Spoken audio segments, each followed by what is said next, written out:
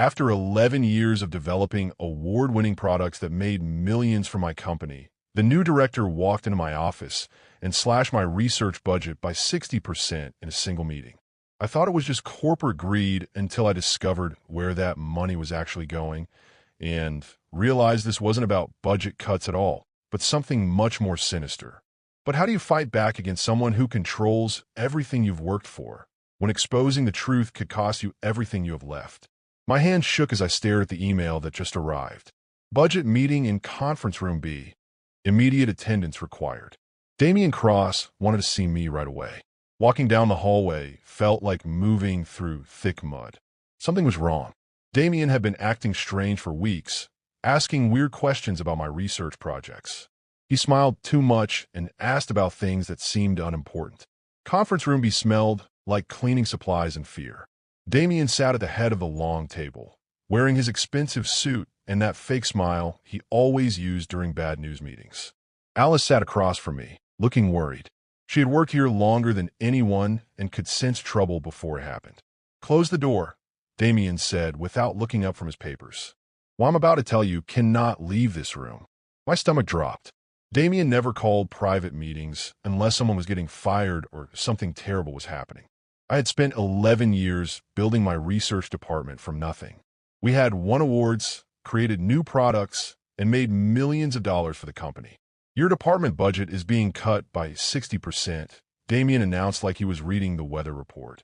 "The decision is final and starts next Monday." The words hit me like a truck. 60% meant almost everything would have to stop.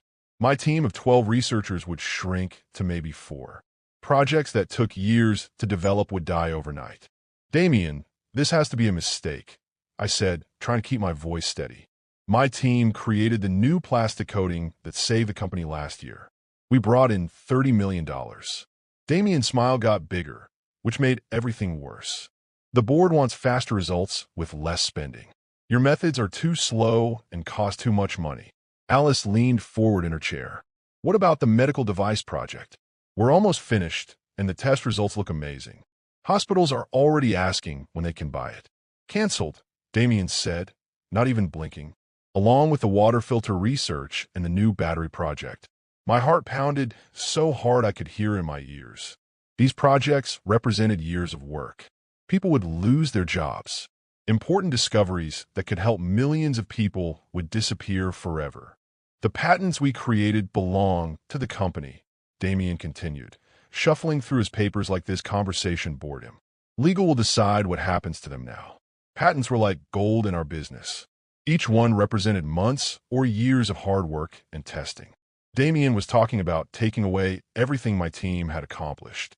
"You can't just steal our life's work," I said, standing up from my chair. "We followed every rule, documented everything, and delivered results." Damian finally looked directly at me. His eyes were cold like a snake's. "Nothing here belongs to you personally. The company owns every idea, every discovery, every piece of research. I suggest you remember that." Alice grabbed my arm gently, warning me to stay calm. She had seen Damian destroy other departments before. He was smart and dangerous, always finding ways to blame other people for his bad decisions. "How are we supposed to finish our current projects with no money?" I asked, sitting back down. "Some of these experiments can't be stopped halfway through." "Figure it out," Damian said, closing his folder. "Smart researchers should be able to solve problems without throwing money at them." The insult stung because Damian had never done real research himself.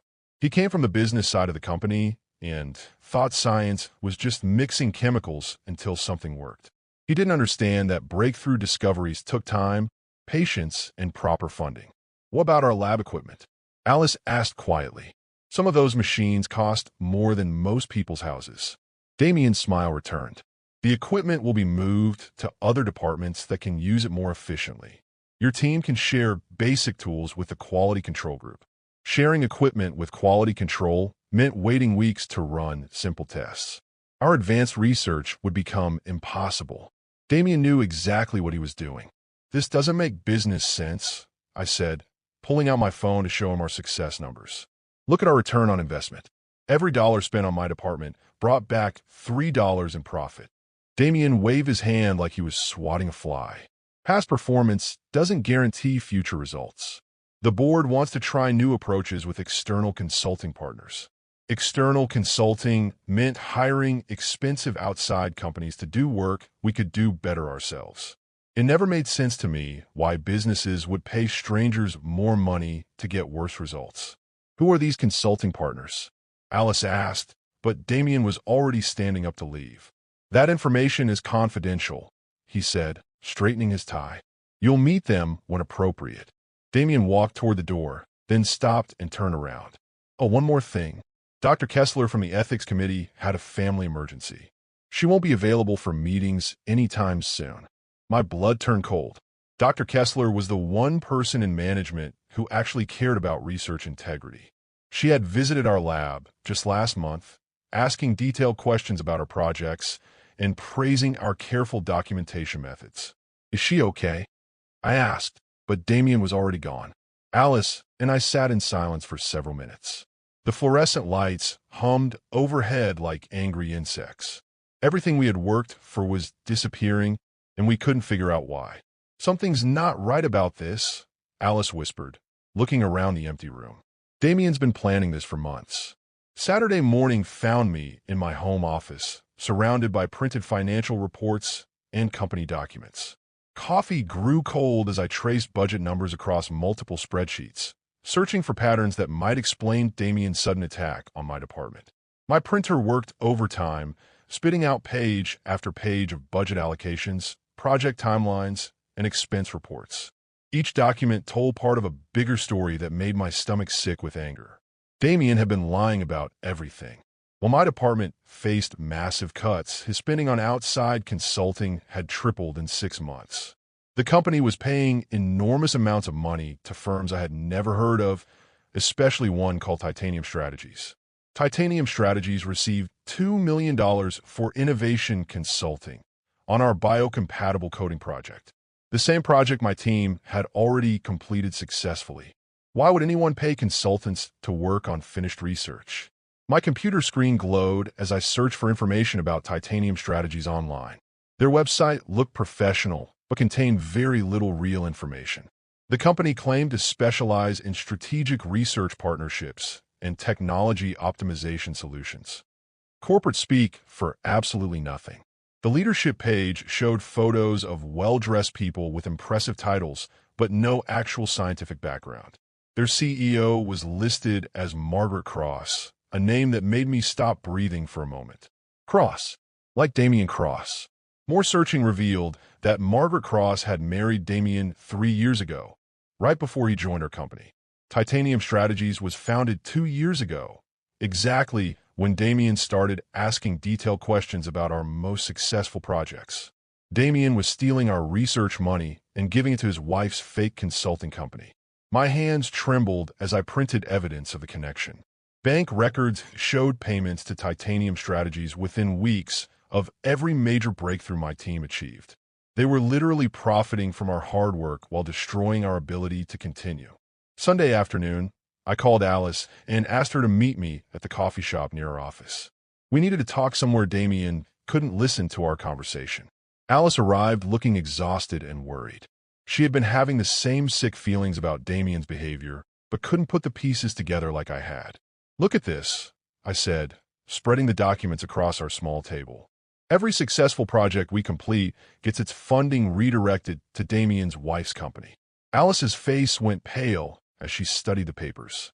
The water purification system, the medical coating, even the battery improvement project. All of them. Damien's been planning this since he arrived. I explained, showing her the timeline. He identifies our best work, waits for us to finish the hard parts, then takes the money and claims our discoveries as company assets. Alice picked up the bank statements with shaking hands. This has to be illegal. You can't just steal research funds and give them to your family. Probably, but proving it means fighting Damien and his lawyers. He answers directly to the company board, and most of them trust him more than us. We sat quietly for several minutes, watching other customers enjoy their normal Sunday afternoons. Their biggest problems were probably choosing what to have for dinner or whether to do laundry. Meanwhile, our entire careers were being destroyed by a greedy thief in an expensive suit. Remember Dr. Kessler from the Ethics Committee? Alice asked suddenly. She seemed really interested in our work when she visited last month. Hope flickered in my chest for the first time in days. Dr. Kessler had spent hours in our lab, asking smart questions about our research methods and documentation procedures. She actually understood science, unlike most of the business executives. You think she might help us report this? I asked, pulling out my phone to look up her contact information. Alice nodded. She specifically asked about budget oversight and project funding. Maybe she was already investigating Damien. Before I could call Dr. Kessler, my phone buzzed with an incoming text message from Damien. The words made my blood freeze. Office meeting tomorrow morning. Bring Alice. Mandatory attendance. Alice saw my expression change. What's wrong? I showed her the message. He knows we've been looking into his finances. That's impossible. We've been careful about everything. My phone buzzed again with another message from Damien. This one was worse than the first. By the way, Dr. Kessler's family emergency will keep her away indefinitely. Such a shame. Alice grabbed my arm across the table. He's threatening her too, isn't he? The coffee shop suddenly felt dangerous, like Damien might be watching us from somewhere nearby. Every person reading a newspaper or typing on a laptop could be reporting back to him. We need to be smarter about this, I said, gathering up all the documents. Damien has more power than we realized. What do you mean? Think about it. Dr. Kessler asks questions about budget oversight, then suddenly has a family emergency right when we discover Damien's theft. That's not a coincidence. Alice's eyes went wide as she understood what I was suggesting. You think he forced her out somehow? Damien's been planning this operation for years. He probably has ways to silence anyone who threatens his scheme. Walking back to our cars, I felt like we were being watched. Damien had shown he could eliminate threats to his operation, including ethics committee members who asked too many questions. Tomorrow's meeting is a trap, I told Alice as we reached the parking lot. He's going to accuse us of something or try to force us to quit. What are we going to do? I looked at the box of evidence in my car, thinking about all the people whose jobs depended on stopping Damien's theft. My team of researchers, their families, and all the future patients who might benefit from our medical discoveries. We're going to give Damien exactly what he wants, I said, forming a plan that felt both terrifying and necessary. But not the way he expects. Alice stared at me with confusion and fear as I explained that tomorrow's meeting would determine whether we saved our research or lost everything forever. Damien's office felt like walking into a lion's cage. His secretary had called me at exactly 8 in the morning, demanding I appear immediately for an urgent discussion about my future with the company. Dark wooden panels covered the walls, making the room feel smaller and more threatening. Damien sat behind an enormous desk that probably cost more than my car, not bothering to look up when I knocked on his open door. "Sit down and close the door behind you," he said without lifting his eyes from his computer screen. "We have important matters to discuss." My heart pounded as I took the chair across from his desk. The leather squeaked under my weight, making me feel like a child being called to the principal's office. Damien had positioned everything to make visitors feel small and powerless. "I understand you've been asking questions about company financial records," Damien said, finally raising his head to stare at me with cold, calculating eyes. That kind of curiosity can be dangerous for someone in your position. I was trying to understand why successful research projects keep losing their funding. I replied, working to keep my voice steady despite the fear crawling up my spine. "My team deserves to know why our life's work is being thrown away." Damien leaned back in his expensive chair, a thin smile spreading across his face like oil on water. "Your definition of success is quite limited. You think winning awards and publishing papers makes you important. Those awards represent breakthrough discoveries that help people and make money for the company," I said, pulling out my phone to show him our profit numbers. "Every dollar invested in my department returns $3 in revenue." "Revenue is just one measure of value," Damien replied, standing up and walking to the window that overlooked the employee parking lot. "Strategic positioning and market relationships matter more than your little science experiments." The insult hit like a slap across the face. Little science experiments. Years of careful research testing, and documentation reduced to child's play in his mind. Damien had no respect for the work that actually built the company's success. Strategic positioning with companies like Titanium Strategies. I asked, deciding to test how much he knew about my weekend investigation. Damien's shoulders tensed slightly, but he didn't turn around from the window. Titanium Strategies provides valuable outside perspective that your isolated team desperately needs. Outside perspective on research we've already completed? I pressed, watching for his reaction. Why pay consultants to review finished projects? Slowly, Damien turned back toward me, and something predatory flickered behind his eyes. The friendly business mask slipped for just a moment, revealing something much darker underneath. Let me explain your situation more clearly, he said, walking back to his desk, but remaining standing to tower over me. Your department exists because I allow it to exist. Your projects continue because I approve them. Your employment depends entirely on your cooperation with company policies. Are you threatening my job? I asked, though the answer was obvious from his tone and body language.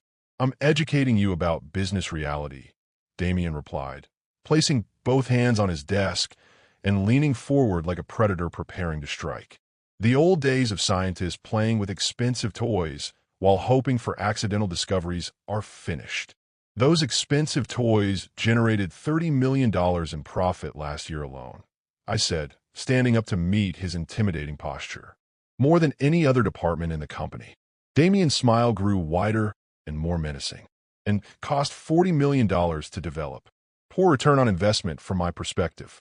The math was wrong, but arguing with Damien about numbers felt pointless. He was twisting facts to justify decisions he had already made for other reasons. Probably financial reasons that benefited his wife's consulting company. I've been reviewing your research methods and budget management, Damien continued, opening a folder on his desk.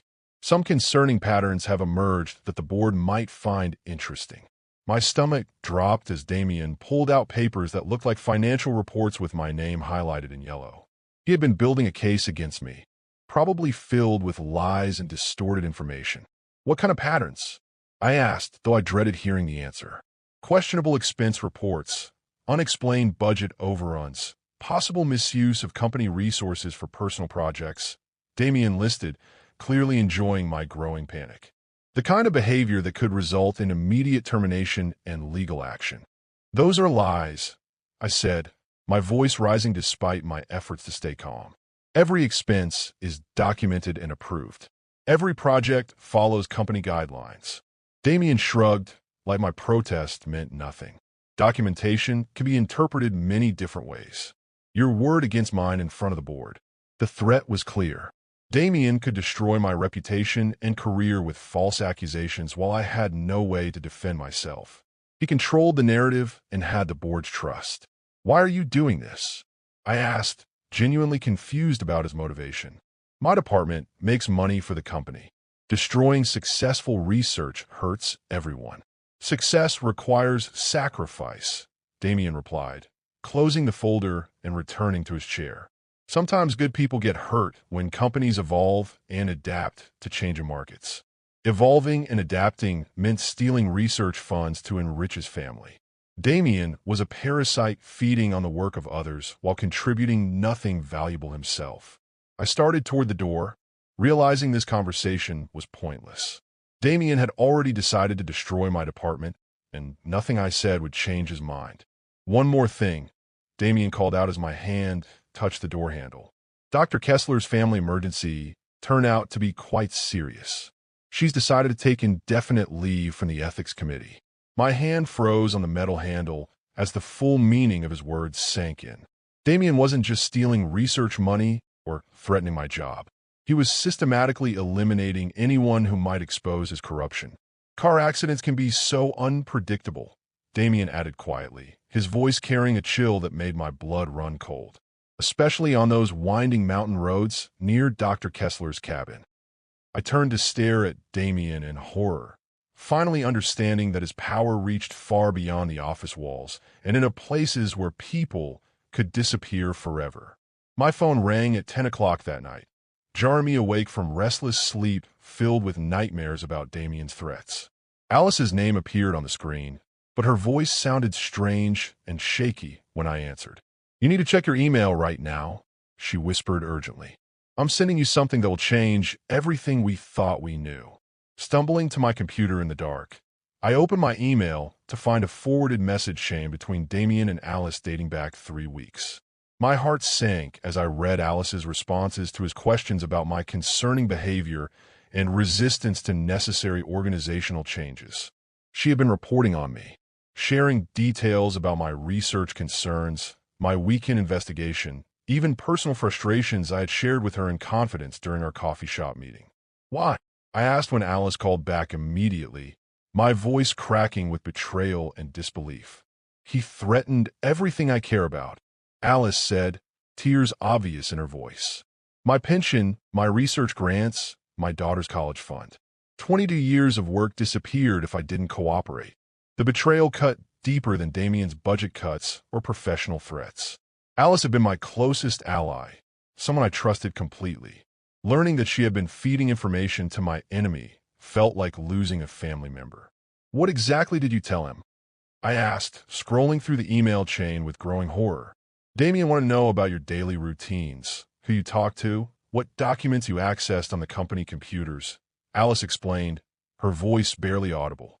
"He said it was for security purposes, protecting company intellectual property."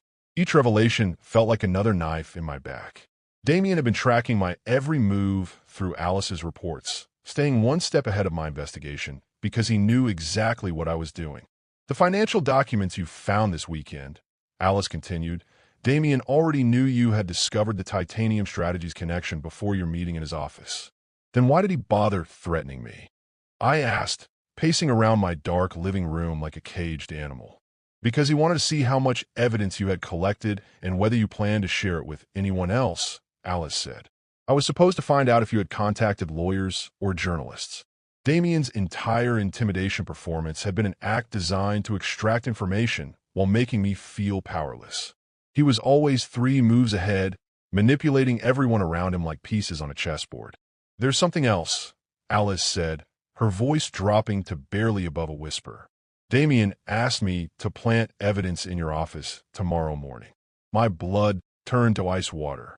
"Evidence of what?" "Financial irregularities that would justify firing you immediately and seizing all your research data," Alice explained, clearly struggling with guilt and fear. "Fake expense reports, falsified budget documents, anything that would destroy your credibility. The planted evidence would give Damien legal justification for stealing my team's intellectual property while painting me as a criminal. Even if I eventually proved my innocence, the damage to my reputation would be permanent." "Alice, why are you telling me this now?" I asked, suspicious of another potential trap. "Because when he asked me to frame you for crimes you didn't commit, I realized how far Damien was willing to go," she said, crying openly now. "I can't be part of destroying an innocent person's life." "Where is this evidence supposed to be planted?" "Your desk drawer, the 3rd one down on the right side."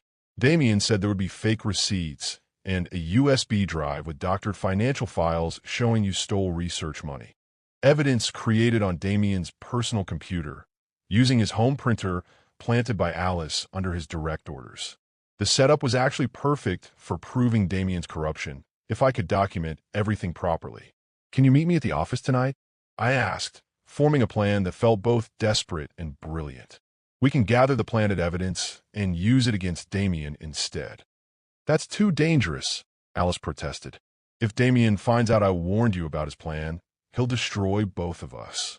"He's already planning to destroy us anyway," I pointed out, grabbing my car keys and jacket. "At least this way we fight back instead of just accepting defeat." Alice agreed to meet me at the office in 30 minutes.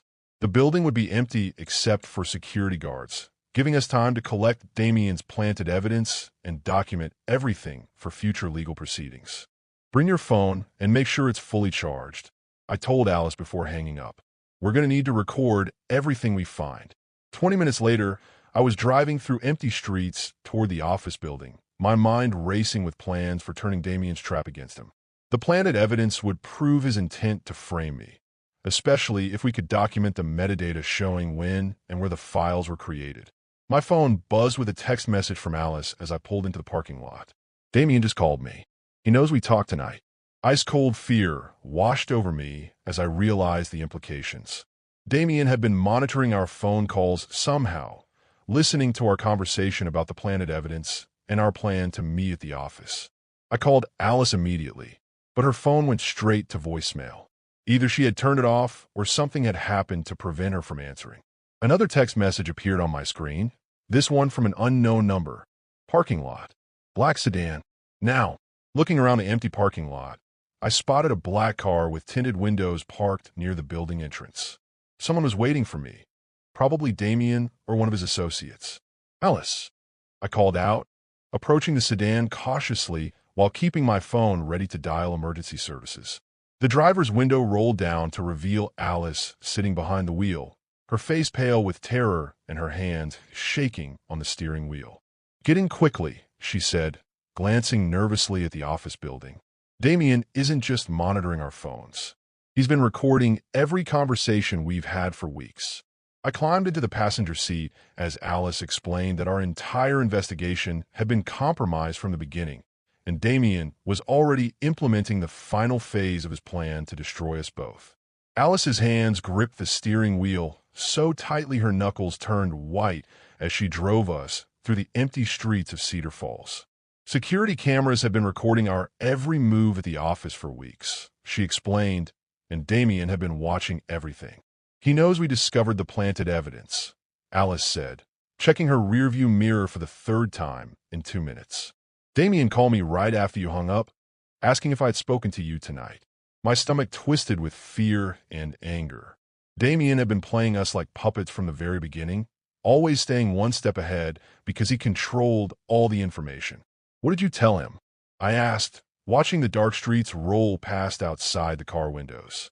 I lied and said we hadn't talked since yesterday's meeting, Alice replied, turning down a side street away from the main roads. But he didn't believe me. His voice changed, became cold and threatening. Where are we going? I asked, noticing Alice was driving toward the industrial part of town instead of toward either of our homes. Somewhere Damien can't monitor our conversation, Alice said, pulling into the parking lot of an abandoned factory that had closed down 5 years ago. We need to plan our next move without him listening. The empty building loomed in the darkness like a giant tombstone. Alice parked behind a cluster of old shipping containers where her car wouldn't be visible from the street. Damien has been recording our phone calls, monitoring our computer access, and tracking our movements through the building security system, Alice explained as we sat in the dark car. He knows about everything we've discovered. Then we're finished, I said, feeling hopeless and defeated. How can we fight someone who sees and hears everything we do? Alice turned to face me in the darkness, her expression determined despite the fear in her eyes. Because Damien made one crucial mistake that could destroy him. What mistake? The planted evidence in your desk drawer was created on his personal computer at his home office, Alice said, pulling out her phone and showing me photos she had secretly taken. I saw him making the fake documents 3 days ago when I delivered some papers to his house. My heart started beating faster as I understood what Alice was suggesting. You have photos of Damien creating evidence to frame me? Photos of his computer screen showing the fake expense reports, pictures of his printer producing the documents, even a recording of him explaining to his wife how the frame-up would work, Alice said, scrolling through files on her phone. You recorded Damien talking to his wife about framing me? I asked, amazed at Alice's courage and quick thinking. Margaret Cross was helping him plan the whole operation, Alice explained, playing a brief audio clip that made my blood boil with rage. She suggested planting the USB drive to make the financial theft charges look more convincing. Damien's wife had been actively participating in the scheme to steal my research and destroy my career. The corruption reached deeper than I had imagined, involving multiple people in a carefully planned criminal conspiracy. Why didn't you tell me about this evidence before? I asked, wondering if Alice was still hiding other important information. Because I was scared Damien would hurt my family if he discovered what I knew, Alice admitted, tears streaming down her face. But after he asked me to plant fake evidence against you, I realized staying silent makes me part of his crimes. What's our next move? I asked, feeling hope return for the first time in days. How do we use this evidence to stop Damien? Alice smiled for the first time since this nightmare began. We're going to give Damien exactly what he wants, but not the way he expects. What do you mean? Damien thinks he's going to catch you with planted evidence tomorrow morning during a surprise inspection of your office, Alice explained, her voice growing stronger and more confident. Instead, we're going to catch him in the act of planting that evidence. The plan was brilliant in its simplicity. Instead of trying to avoid Damien's trap, we would document him setting the trap and use his own criminal actions against him. I still have a master key to the building, Alice said, holding up a small metal key. We can get inside tonight, set up recording equipment in your office, and capture everything Damien does tomorrow morning. Recording equipment? I asked, wondering where we would find professional surveillance gear on short notice. My phone has excellent video quality, and your phone can record audio from inside your desk drawer, Alice explained, clearly having thought through every detail. We hide both phones in strategic locations and let Damien document his own crimes. What if he discovers the phones? I asked, worried about the plan failing at the crucial moment. Damien is overconfident because he thinks he's already won, Alice said, starting the car engine again. He won't be looking for recording devices because he believes we're completely powerless. We drove back toward the office building, taking a roundabout route through residential neighborhoods to avoid main streets where Damien might have people watching for us. Once we have video evidence of Damien planting fake documents, what do we do with it? I asked, still worried about whether anyone would believe us over a company director. We send copies to the police, the district attorney, the company board of directors, and a local newspaper, Alice said, her voice filled with determination. Damien can't silence everyone at once. The newspaper? I asked, surprised by the suggestion. Public exposure is Damien's greatest fear, Alice explained as we approached the office building. He spent years building his reputation as a successful business executive. A corruption scandal would destroy everything he's worked for. The building looked different at night, more sinister and threatening than during normal business hours. Security lights cast long shadows across the empty parking lot, making every shape look like a potential threat. Are you sure about this? I asked Alice as she parked near the side entrance where fewer cameras could record our arrival. Damien destroyed my trust, threatened my family, and turned me into a spy against my closest friend, Alice said, her voice hard with resolve. He's going to pay for every lie he's told and every life he's ruined. We walked toward the darkened building, carrying phones and determination, ready to turn Damien's own trap into the weapon that would finally bring him down. Damien walked into my office at exactly 8:30 the next morning, carrying a small black bag and wearing the confident smile of someone who believed he had already won. Hidden cameras in 2 separate locations recorded every step he took toward my desk. Good morning, Damien said cheerfully, as if he wasn't about to plant evidence that would destroy my career and reputation. Beautiful day for new beginnings, don't you think? My hands shook slightly as I pretended to work on my computer, knowing that Alice was watching from the supply closet down the hall with a direct view of my office door. Every move Damien made was being documented by multiple recording devices. I suppose it is, I replied, trying to sound normal despite my racing heart. Though I'm not sure what kind of new beginnings you mean. Damien's smile grew wider as he approached my desk, clearly enjoying what he thought was his moment of triumph over someone who had dared to challenge his authority. The kind where loyal employees prosper and troublemakers face consequences for their poor decisions, Damien said, setting his black bag on my desk and opening the zipper slowly. Troublemakers? I asked, maintaining the pretense that I had no idea what Damien was planning. I'm not sure I understand what you're talking about. Of course you don't, Damien replied, pulling a manila envelope from his bag and opening my desk drawer. Some people are too focused on their own selfish interests to see the bigger picture. Damien placed the envelope in my desk drawer, followed by a USB drive that undoubtedly contained the fake financial records Alice had warned me about. His movements were careful and deliberate, like someone who had practiced this routine multiple times. There, Damien said, closing the drawer and stepping back with obvious satisfaction. Everything is exactly where it should be. Damien, what did you just put in my desk? I asked, standing up from my chair with genuine-sounding confusion and concern. I didn't put anything anywhere, Damien replied smoothly, his voice carrying the practiced innocence of an experienced liar. Though you might want to check your drawers more carefully in the future. Before I could respond, Damien pulled out his phone and dialed a number. Security? This is Director Cross. I need you to conduct an immediate inspection of Research Department Office 247. We've received reports of possible financial irregularities. My phone buzzed with a text message from Alice. Got everything. Sending files now. Damien's confident expression began to change as he noticed my calm reaction to his frame-up attempt. He had expected fear and panic, not the steady composure of someone who held all the winning cards. Is there something you'd like to tell me? Damien asked, his voice losing some of its earlier cheerfulness. Actually, there is, I said, pulling out my phone and opening the video file Alice had just sent. I'd like to show you something interesting. Damien's face went completely white as he watched himself on my phone screen, carefully placing planted evidence in my desk drawer just moments earlier. The video quality was crystal clear, showing every detail of his criminal actions. That's impossible, Damien whispered, staring at the recording in shock and disbelief. There are no cameras in this office. You're right, I agreed, showing him the second recording device we had hidden in my desk drawer. But there are phones with excellent video cameras and friends willing to document criminal activity. Security guards arrived at my office door just as Damien realized the full scope of his predicament.